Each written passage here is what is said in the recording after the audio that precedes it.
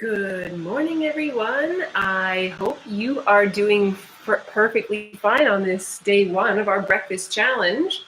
So you should be getting this video the day before you're actually supposed to cook breakfast. However, such is life. Sometimes we don't have time to view things always ahead of time. But I am making this video for you so I can provide you a little bit of guidance and tips and help on how to get going for this breakfast challenge. So day one, we are going to start by making our brown rice porridge. You could also call it a congee or a lugao, which is what we call it in the Philippines, and a porridge works just fine. You can call it anything else you want as well. It's all good. The point is to get the good ingredients in there. So we're going to start with our brown rice. So on our recipe, we call for 60 to 90 grams of uncooked brown rice. This is the brown rice that I have, a source locally here in the Philippines. Hopefully you can find an organic rice. That's the best because we want to try to avoid extra toxins and chemicals for our body.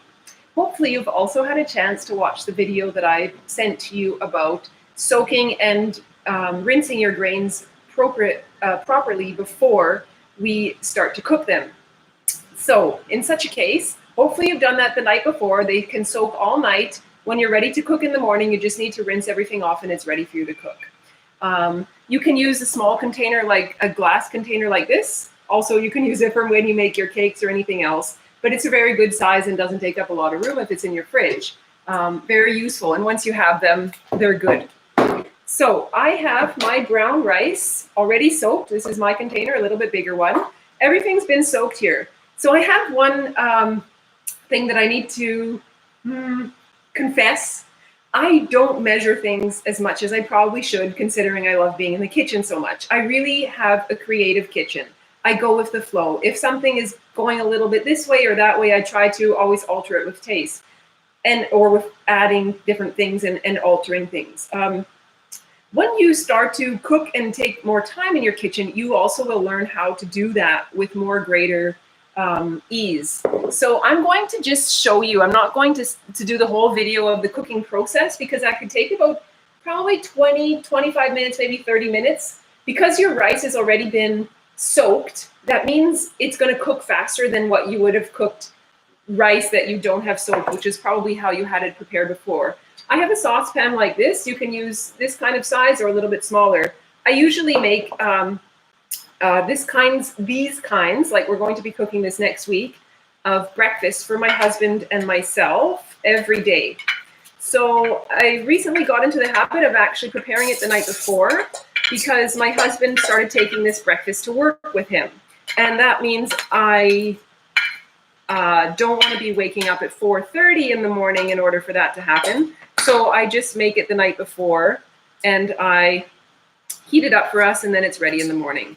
If you have time in the morning, that's the best, really, to do it on the spot. So I put my rice in here. Basically, all the ingredients that you have on your recipe list go into your pot. Very simple. Today I had my sweet potato was a little bit bigger. It was about this long, which isn't too big. It was a real thick piece. And I felt like it was too much when I was chopping it. So I just cut up about half. And I've just cut it up into bite-sized pieces. Just do whatever feels best for you. I don't want this job or this challenge of making breakfast every day to be a difficult one.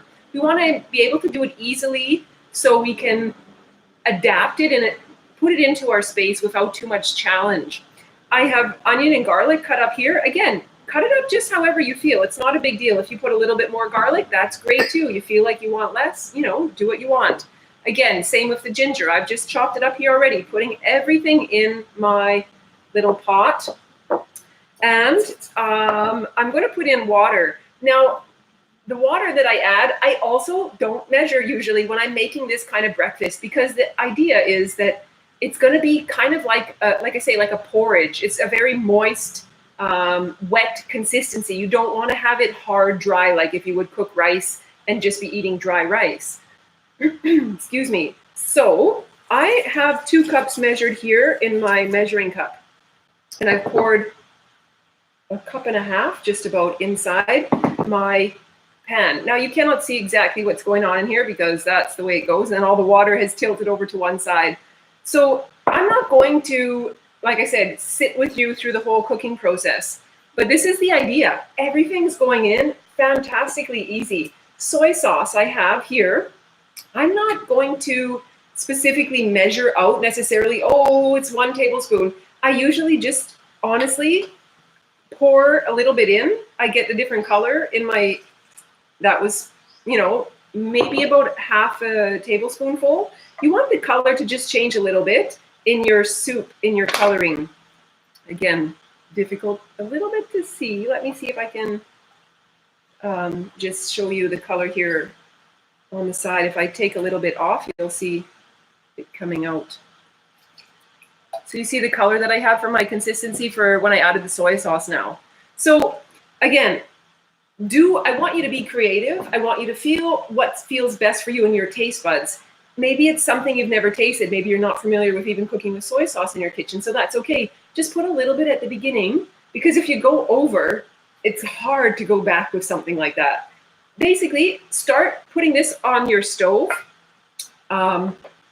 And you want to bring it to a boil and then turn it down to a simmer. You don't need to have it on medium or anything like that. Just bring it right down so it still has a nice simmer, and then leave it. You can come back and stir it every once in a while. If you see that the water is really going down, add a little bit more water.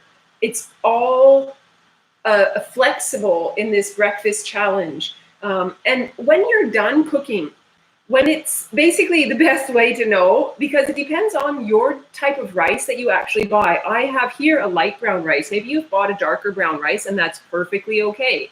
The idea is also to have diversity throughout our whole grains and what we eat in the morning. So again, if you have need more water in your breakfast pot, that's fine. Then just add a little bit more. Just come back every 5-10 minutes, take a look, give it a stir. We want to add the sesame oil at the end. And actually, once it's already in your bowl, drizzle the sesame oil on top for flavor. Sesame oil is very good when it is cold pressed and organic.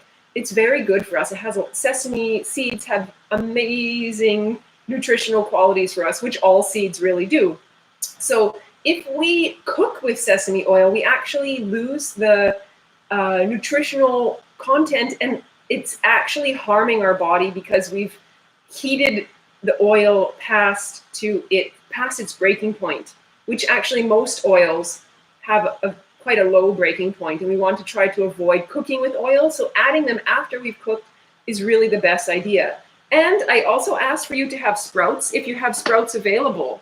Now, you can buy sprouts perfectly fine. If you have access to that, go right ahead. Any kind of sprouts, experiment with it. Usually alfalfa sprouts is one of the easiest ones to find in the supermarket, but certainly you can have anything that you find. If you can't find sprouts and you'd like to try, which I recommend, I would suggest mung beans. They sprout really easily. So mung beans are green little beans.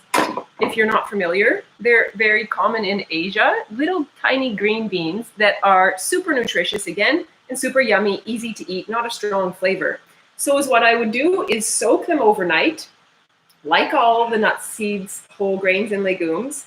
In the morning, rinse them off. I have this little tray section that I bought actually in Europe a couple years ago.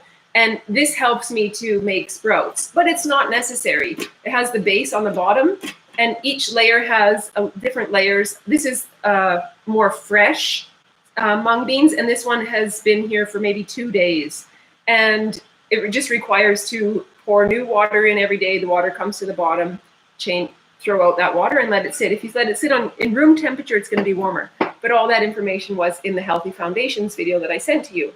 So putting some sprouts on the top of your breakfast when it's ready with some sesame oil will make it a really well-rounded breakfast for you.